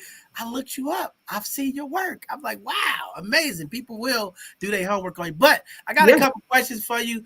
Sure. Because I think it is powerful that you're talking about, coaching and strategic planning. And I agree 100% with you. It's like, we can't do everything. I got a new HR person coming on to help with that. I got different people doing stuff because I try to stay in my lane. But when we talk about storytelling, we talk about changing the narrative, because there is a perception in the media that stereotypes Black folks and it's negative. realm. We do have to do our part to also change that and bring out the positivity stuff. But I'm always like on the fence because I'm like, I want to tell the positive stuff, but I also want to have the real conversation about what's really going on because I never want to get away from that. And I think sometimes when it comes to Black media, we always trying to portray this picture of everything is perfect, right? And then you got the central main media, they paint this picture, Black people are all bad, right? I'm like, we fighting this, this tug of war of like good and bad information. But I think it's always a happy place in the middle. And I like a little bit of both because I think there are some things as a community, as a culture that we have to accept and be accountable for when it comes to how we display who we are in public places and things of that nature. But I think it's also just as important to uplift a lot of the positive things that's taking place and breaking down some of these narratives and shifting it, that there is Black folks in here that are doing amazing things. And I think this is why this is my favorite segment of the week, because it does get to highlight, Black businesses, Black entrepreneurs, Black philanthropists, Black organizers, Black community folks. This is our positive week of the show that really uplift some of the great things that are happening in our community. But with telling those stories, it is challenging. But again, I just think being able to speak up and having folks like you come on and talk about that for some folks is needed. I don't have no fear. I don't go to speaking engagements and write down my thing because the way I was taught and raised, through my mentors, and I get people have these strategic marketing plans and branding plans to do certain things. I just keep it real. You get what I'm saying? So when I do interviews, I get people from the news interview me. I just tell them what it is. I don't got time to play no game. If you want to change my cue or whatever you want to do, I always tell them you can spin it how you want to. But at the end of the day, you're going to hear from the real, from my heart, and it's just who I am. And my people that support me, they know who I am. I'm always advocating for Black people. I advocate for all people. But when it comes to my Black people, I'm always going to advocate because I understand the disparities. I understand the negative images, the negative messaging that happens. I just want to let them know that, hey, this is what it is. Either you respect the people or you get rejected by the people. But here at both sides of the conversation, we are authentic. We are for our people. And we let them come here and lift their voices up. And we give them the opportunity to empower our community and let their voices be acknowledged and uplifted. So for you, how do you get people to get into that strategic planning and put those things out there when it comes to interviewing? So strategic planning is different than the interviewing side. So as a freelance journalist, I'm usually telling other people's stories, looking at, and because I'm freelance, I'm not attached to any publications here. I write for a whole bunch of different ones. So I usually find the stories and then tell them from the perspective of that individual. But the thing that happens is it takes a lot of time to make sure people feel comfortable talking about things and making sure that they understand that their story is not going to be turned into something else, because there's this huge distrust there. The strategic part of which is a separate venture that I'm working on, and I actually should back up because I actually took an entrepreneurial class, and I highly encourage any individual to take this one. This one's specifically designed for Black and Brown people. It's called Hope with 510 Media here in Oakland. There's a couple of free online classes that you can watch. I'm always like pushing it because when I started taking that, I learned a lot more about myself. I learned a lot more about who I was as an entrepreneur, how I was moving through spaces. And I want to make sure that other individuals have those resources and can learn about that.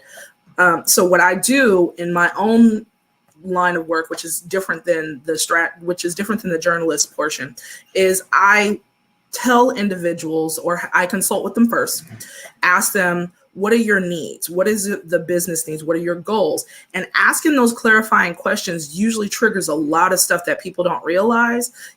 Because we've never been asked those questions, or we have been asked those questions. Same thing with interviewing. And we get defensive when we're asked questions. We are naturally trained as individuals. I mean, you probably grew up with it. When your parents asked you a question, it wasn't a question, it was rhetorical. You were answering for their benefit to tell you that you had done something wrong, you had done something incorrect, you were being admonished, you were being hurt, you were being put into the respectability of of where you were supposed to be as a child. We take that with us as adults. It's trauma. So both sides on strategy and interviewing, when I'm asking people questions, I have to break down that bit of trauma to teach people you're not being attacked when I'm asking you questions. Questions are curiosity. Treat them as curiosities. Make sure that you are providing the information that you want to provide about your business, about your organization, about whatever it is that you're doing. And that takes a lot of time to get people to that comfort zone, because I can't break down everybody's trauma during an interview. It just can't happen. I maybe sometimes 30 minutes to do it. But I do have to remind individuals, you are not being attacked here. And that's the thing we always have to remember. Questions are curiosity. That's the first things first. So then as I ask those questions in strategy, where do you want to go? What does your business look like? How can I be of service to you? And that's the biggest thing. We're not talking about being of service. And it's also something I've learned in Hope 510 Media during our entrepreneurial classes. We have to be of service to each other. It is, we're out here trying to get the bag. We all know it, but we make more money together than we do apart. So how can we be of service to each other? Sometimes you may not be able to afford my services. Maybe you need a little bit of assistance. Maybe you just need a little bit of advice. That's where I also call myself a professional auntie. Professional auntie. Sometimes I just sit down and go, okay, baby, this is not we're not going to do that. And putting you into that safe space so that you have a familiar voice telling you what's right, what's wrong, what's incorrect. Is there another direction to go into? It may hurt you. Your ego may be challenged a little bit, but it'll ring in your head a little bit later. And you'll be like, maybe she was right. Maybe she wasn't right. Just like an auntie does, to remind you that it's okay to make mistakes, to fail, to do other things. And that's where strategy comes in. How do you plan for that failure? Can you plan for a failure? So there's just a lot of different elements to it. Okay. Well, that was quite interesting. But I have a question. Mm-hmm. What are your challenges in training clients for public speaking? How do you overcome them? Because I can say, getting on here, like you were sharing earlier, it can be scary, extremely frightening. Mm-hmm. And you'll start stuttering when you don't even stutter. It's like, wait a minute, what is this anxiety that I'm having? So what are your challenges when you're trying to reprogram somebody's mind to be able to speak and articulate very well when they're just frightened? Mm-hmm. Yeah. And that's also part of the coaching process, is teaching individuals, preparation. Because I do it too. I'm trying to think as I'm speaking at the same time. So you know how you do it. You yes, that is. Sometimes repeating the question helps. That's a really great strategy. Repeat the question gives you a little time for your brain to go, oh, this is what I'm doing. This is what's going on. The other thing is preparation is your biggest friend. And prepping another individual to speak to someone, it takes a little bit of work. It does. Have notes, practice questions, anything that you can think of to make sure that you have your answers. I've also coached individuals with just like this on Zoom, or Streamline, whatever it is you're going to use your services. Record the interview and then watch it back. That is the scariest thing in the world for another individual. It is so scary. I already know I'm not going to watch myself back on this. I'll probably share it with everybody. I'm probably not going to watch it again. I may not, but just for my own iteration or just for my own feedback of what did I say? How many times did I say, how many times did I look away? Was I looking crazy? Are my shoulders back? There's so many different elements to it that we don't realize when we're doing this, that we don't see each other or we don't see ourselves.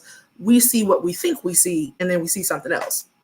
So practicing that individual, providing also feedback. Again, this goes back to that childhood trauma that we all have. where if somebody tells you you did something wrong, you immediately go into the defense mode. Training adults is a lot harder than training children, because training adults to take feedback takes a little bit of finesse. And having worked in environments where I've had to give adult feedback, I've learned a lot of different tools.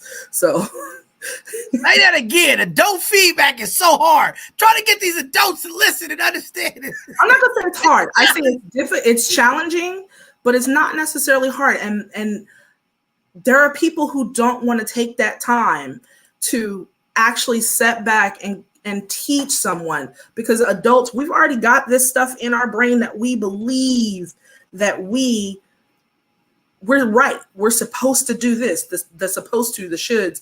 All of these things are already ingrained in us. We've built it up over years. Again, trauma. And we're not going to untrain all of it, but just recognize those things, recognizing where it exists, how it works. And the I still do it too, because I'm really thinking out loud half the time. But when I'm prepared, I'm on. It's there. Man, I guess I'm just blessed because I don't say a lot, and I didn't get no professional training. Just a natural. There's also the fact that you've been you've been running this show for however long. You do it a number of times a week. You're conditioned to do it. Again, that is practice. You're just talking. But if I were an individual who has never done any kind of public speaking, or I've only done it once, spelling bee when I was in the 3rd grade, or I've stood in front of one group of people in front of my church, I will never be, or I will not be able to get rid of that really fast. I'll have it. It'll be there. We don't have to untrain all of it, but we can recognize when it happens, why we're doing it, what we're doing it for, because it could very well be a circumstance where we're doing it. You're right. I think it's very, very powerful that you say that, and I'm gonna have to get you to come on here. I got some new co-hosts coming on, so you can coach them. But I think I've done a pretty good job. I know one of your co-hosts. Kylie's first came in here. She was very timid and just afraid. I'm saying, relax, and look at her now. She ran a whole show. She been running a show. It's a natural thing. You just get talking to the camera, but.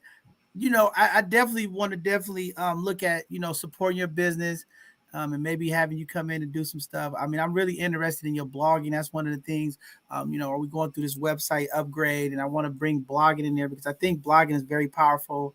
Having those right now conversations with what's going on with current events. I'm always thinking about stuff, but I want to talk to you offline about some stuff that I'm thinking about, and maybe we can support each other. And definitely, we always want to help businesses who come on here get exposure to other folks who are doing public speaking. I refuse to certain things. So I am that hard-headed nephew that you're talking about that don't want to listen on some things, because I also know that a lot of times, we have these strategies and these things in place, and they always don't work. And I've beat out marketers on different things that they said, oh, you can't do this. This will never work. And I've reached those goals. Yeah. So I just think over time, like you said, I think consistency and hard work beats out everything. But definitely strategies honed in to get people to certain levels who don't have those skill sets. But I've went into meetings with folks like, you can't do this. It'll never work. And I'm like, it works. Right. And, it's just always beating the odd. And I always want my people to be open to just understanding too, because a lot of things that are in black and white and stone, it always work, right? And I think it works for most things, but you do have your rare and unique moments that you can transform and be great and do things, because I think Black folks, especially to our young people out there, I hear that a lot from educators saying, oh, you have to do it this way or you can't. And I've had other folks find ways with math problems, different things, still work out and get the same results. And I just always like to keep that open when we talking to our community, because I think sometimes folks be like, oh, it's this hard way. This is how you brand. This is how you market. This is how you do this. And this is that's it. What's interesting about that is that when we talk about the shoulds, the coulds, the have tos, and all of those things, I think we forget that we've created these rules. And these are all social constructs. The social rules that we have, the respectability politics that we all abide by, we created these rules. And we also have to understand, did it myself. We also really, really have to understand that the world is shifting and changing and moving, and it's moving at such a rapid pace that we don't have to, that we can change the rules that we need to as we need to. And we really, really need to remind ourselves of that. Those respectability, like as you guys were talking about earlier about respectability politics, about those rules of engagement with elders and who should and how music should look. There's so many deeply rooted things that we forget we created into each other, that created these rules that we believe are the law. Like, don't air your dirty laundry, which is part of the reason why there's a mistrust and a lot of misinformation out here. Don't tell them people. Well, let's start asking that question. Who is them people? Who are they? Who is this big they that we keep saying? Is they really us? Because at this point, it might be. So let's have those conversations and break that down about what the shoulds are, what the rules are. Did we make up these rules? Did someone else make up these rules? Are we still following these rules? Ask a lot of questions, which is also another thing I used to have a podcast called I Have Questions, because I'm always asking questions, not just because I'm an interviewer, but I just ask questions a lot. And again, it happens. Wow, you've given a lot of good information. I'll tell you, a lot of good information. Yes, and I was looking inside of our comments. Yes, people are listening to you. So they've asked that you come back on the Educational Thursday because you have so much good information. Very much so. So one more thing, I just wanted to know, out of all these services that you provide, strategic counseling, media training, and freelance writing, you're coaching, you're prepping people for interviews and public speaking, what are you most passionate about? I'm most passionate about making sure that people feel that they're succeeding. That's it. That's all. I am providing a service to be of service. My work is not successful if your work is not successful. And that's pretty much it. So if someone chooses to support my work, it's to support their work. That's it. Simply. I also am very passionate about making sure that when I'm doing journalist work, that when I'm telling these stories, that people are getting the information that they need. Because there's a lot of information. I mean, I've written a lot of articles over the past couple of years. One of them was the detriment of hip hop artists right after DMX passed in the same year that there was a lot of hip hop artists that passed away in a short span of time at a very young age. And I wrote an article about it. So making sure that we have that information about what is going on in our community and talking about it. Man, I think that's phenomenal. And I'm glad you're here. And I just want to say, really respect you, the work you're doing, and your openness. I get in these spaces. Sometimes I get in an argument with these folks who are journalists, and they like, oh, I went to school to be a journalist, and you guys are not doing journalism. And I'm like, listen, lady, at the end of the day, we do what we do, and we impact our community. And like you said, things are advancing and changing the way we was taught how things are supposed to be with digital media, live streaming, podcasting, the way reporting is going. Everything is changing. The way news anchors are reporting, everything is changing. And, I don't like get into that who's better than who and who has this and who's more valid. At the end of the day, I'm looking for people who can impact my community. Mm-hmm. And if it's with knowledge or if it's information, uplifting folks, that's what I'm all about. I don't care about the data and the numbers and who had the better report night on the news. What I'm trying to find out, are you giving my people resources? Are you giving them information? Are you uplifting them? How are you impacting my community? That's what I'm worried about when it comes to information and messaging and how we get this information out to community. But I'm always fighting those people because they're like, John, you're not a real journalist. I don't need to be a journalist. I am the voice of the people. They come to both sides of the conversation. They want to hear it. You can move the people, but there's a responsibility that we all have. And whether the title is journalist or not, regardless of the title, because I wasn't trained, I didn't go to journalism school. I went to a program called Oakland Voices that trained storytellers in the community to do journalism. So it's not about whether or not you're a trained journalist. Are you providing accurate and clear information to the community? Are you being responsible with your information? Are you just wilding out, just saying any old thing? Because there are a lot of platforms that will provide incorrect information. They're providing just bad information. And we have to be that's the one I will say we have to be responsible with the information that we're providing to our public. We have to be responsible to our community. And yes, you are doing that, but there is some nuances to journalism that goes along hand. That's a whole other discussion. I will say, whatever work you are doing, do it for your people. Make sure you're responsible with the information and content that you're given. That's it. And I agree with you. There are people out there that's just spewing stuff out there. But I also, when it comes to this platform, I never want to take about people live experiences, because sometimes books and educational folks, and that's why I'm not big on titles, because I know a bunch of educated fools out here. I know a bunch of people walking around. I'm the doctor. I'm this. I got a PhD, and they can't figure out nothing. Okay, I'm just being real. And I always tell people, education is about live life experience, obstacles, failures. That's the education. But yes, there is a component of college and things that give people. But again, I'm about being real, and again, I will never take away people real experience, because I've had people who have lived real life experience through some of these traumatic incidents, and folks like, well, this is not what it's. No, hold on. Don't come here and tell me what this professor done told you. I'm talking to the person that lived this. They've been through this. They've been victims. Don't tell me their experience ain't real and this is not credible. So I'm always correcting folks when it comes to that. I want my folks to tell their truths, and I'm not going to allow anybody, whether it's a journalist, an educator, whoever. You're not going to police tone my people.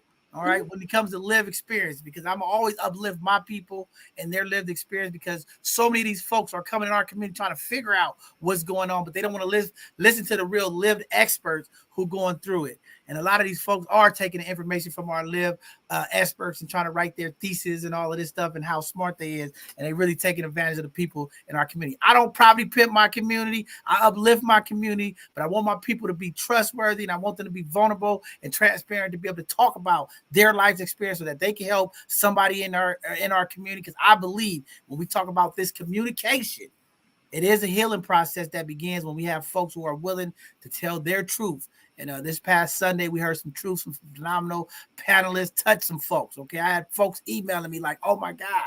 Okay, I get those. So I know the impact and how real conversation for folks like me and you can impact and change the trajectory of our community. And we're going to keep doing that. We'll work together and uplift it. You can put the professional spin on it, and I can give you the bishop spin straight out the hood. It'll be all good. Don't worry. We'll still move the people together.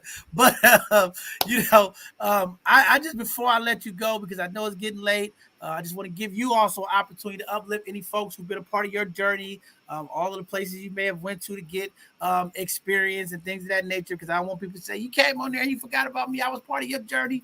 Go ahead and shout out those people, whether it's family members or community.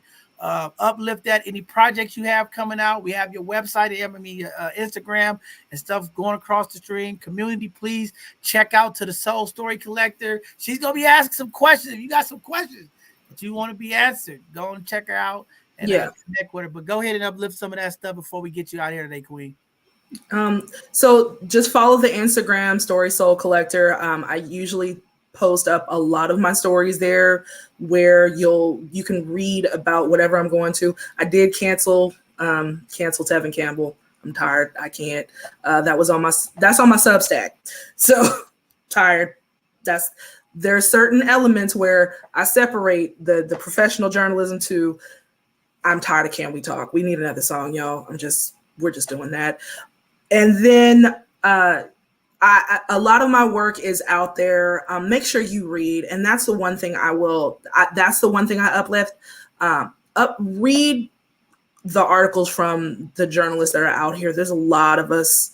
There really are. Make sure if you are interviewed, this is also another thing. If you are ever interviewed don't just shout out the publication, shout out the journalists that wrote the story, because they're the ones that actually do the work, they do the writing. And I'm freelance. I'm not attached to a publication. So when you shout out the publication, you kind of miss the person behind it that actually told your story. So please do that. I also will shout out to Io White, who was on your panel this week. So shout out to her. That's my girl. That's my sis. And the family that supports me there.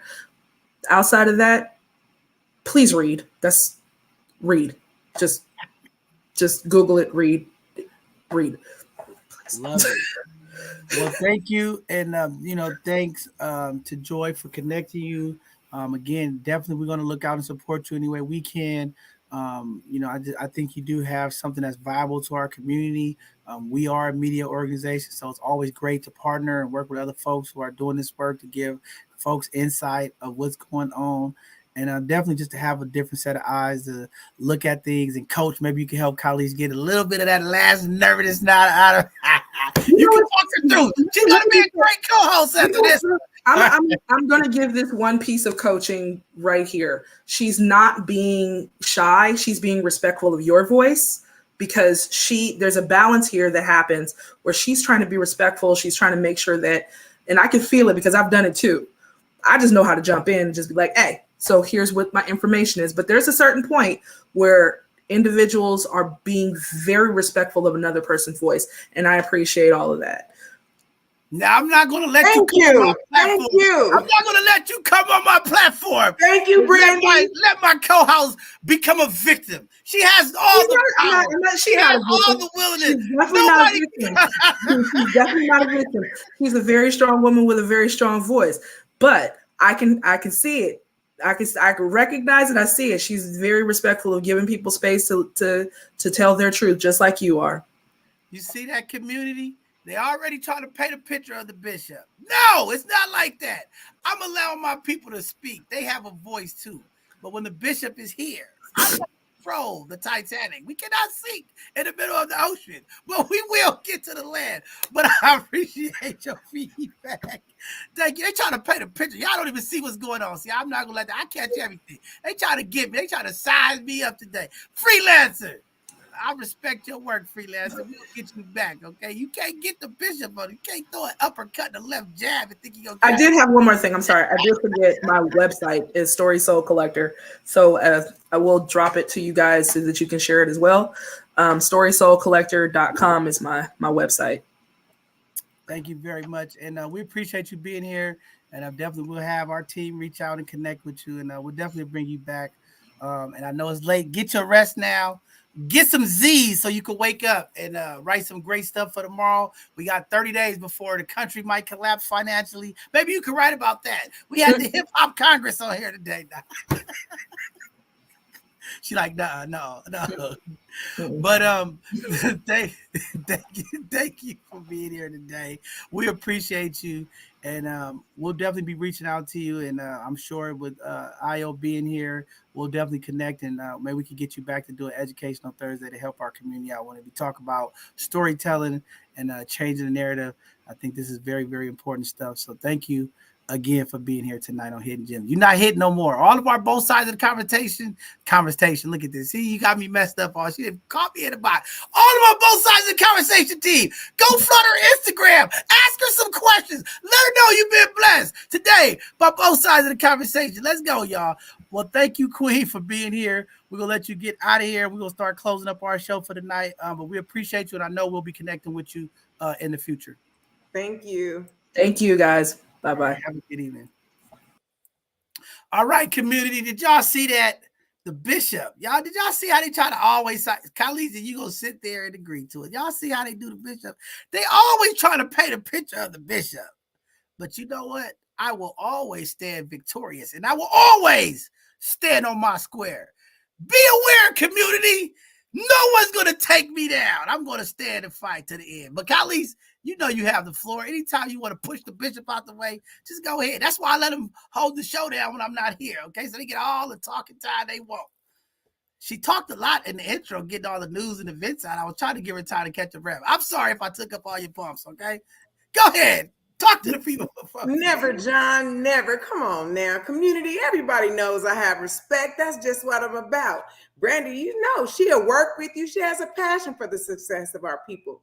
Public speaking, she'll help you get past all those traumas when you have those hard to answer questions. She'll get down to the root of it. I've enjoyed Brandy. She's truly a hidden gem. And she, as she shared, read. Make sure you read and read who the journalist was on the articles that you're reading. And John, again, like Brandy said, I have respect. Ramen, yes, Ramen shared a spiritual awareness. He's saying there's a spiritual awareness. There's something going on now at this day and age. Yes, definitely there is.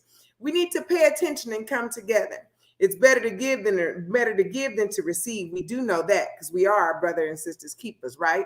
But remember, hip hop is celebrating 50 years. Ramen believes that the youth with hip hop has a purpose, and they're given means of expression through music. And so it's just been a great, phenomenal hidden gems. I've enjoyed myself tonight, especially Brandy. Yeah, she hasn't come back. Definitely a queen with hidden gems all throughout her crown. Y'all just gonna make me cry here. I think I need to call my therapist tonight because I've been triggered tonight, community. I think this Sunday conversation is needed because I'm having some mental health issues over here now. But I do want to say thank you, colleagues. You know you are a phenomenal queen. And I do respect your respect. As you can see, you know, man, we believe respect is love. So thank you for showing the bishop some love and being submissive to the bishop there. You get what I'm saying? Just showing love. See, she's a true woman. She know how to be submissive out there. She's like, I'm going to be respectful. She just stepped in her femininity. But no, your voice is important. We always want to uplift you. And I never want you to feel like that. So even if I have over-talked you and you didn't get to, I apologize. You know, I get into my realm here and I just can't stop. You know, I'm ADHD, I'm ADD, I'm all of the stigmas that they say about black males. That's me, okay? I fight it every day, okay, community? But I'm still here, standing strong, and I stand on what I believe on. And I'm just always honored and grateful for my both sides of the conversation team. So y'all don't get it twisted, okay? I respect these powerful men and women who are a part of this organization, the work that they do, the love, the commitment, the humility, and the compassion for our people. Y'all just don't know. These people give a lot for our people. So I'm always excited to walk in space with them. I'm just the face of the organization. I always tell y'all, but the real work happens behind the scene, day in and day out. We have some phenomenal folks that are about that and about the people. And definitely Khalees is one of those leaders, mothers, just loving on the people in the community. And, you know, it's just a blessing that we get to watch you develop and grow to the amazing woman that you are right before our eyes here on both sides of the conversation. I go back and look at all these shows. I remember when you was first on there and look at you now, standing up, you know, running shows and running our guests and doing the things that you're supposed to do. So much respect to you. And the work that you do, and much respect to our both sides of the conversation team, all of our folks that are part of this organization that continue to give their talents, their time, and their resources to the people. We talk about changing the narrative. There are some phenomenal folk that are doing that every day, not only within this organization, but making sure that our community is impacted. And we appreciate you all. We appreciate all of our sponsors and folks who believe in the work we do, that continue to support us, not only just financially, but just supporting our mission and vision and things that we are doing in the community. We will reach out to that young lady and the rest of the folks as we continue to lead. And leading by example is doing the things that we all should do. And that's why we support our Black businesses and we uplift those very people that come here to make sure that they are supported. We don't just bring them on here and not support them. We support all of our guests in some kind of way. And that's just what we all about. So with that being said, I know that the game is going on. We almost in the fourth quarter. I got to give a benediction, community. I can't just walk away and not give you all a wrap up, even with two guests tonight. We have to have something. So with that being said, before I let you go tonight, this is the benediction tonight. Community, this has been a powerful Hidden Gem show. You had two amazing folks come on here and really talk about the storytelling, the changing of the narrative. We had Brother Rock on, okay? He talked about hip-hop, 30 years of service in the community, changing the narrative, telling the story of the culture, dance, moving around, letting people know that the Bay Area is here. This is our playing ground. Here in California, we do a lot of things across this country that impacts all states, all families. You know, sometimes the laws that happen here impact other laws down there. I mean, we just trendsetters here. We respect the work that we do. And sometimes we don't even get the acknowledgement of that very work. But we have folks like Rock who is still uplifting the culture, making sure that all of the strutting, all of the dancing, all of the hip hop still stays alive and is thriving in our community, and also recognizing and uplifting those local legends here and giving them their homage. And that's what we did tonight to make sure that our hidden gems get their flowers, get their roses while they're here. Too many times folks are dying off and everybody's at the funeral talking about all the amazing things that they did. Nobody knew about it.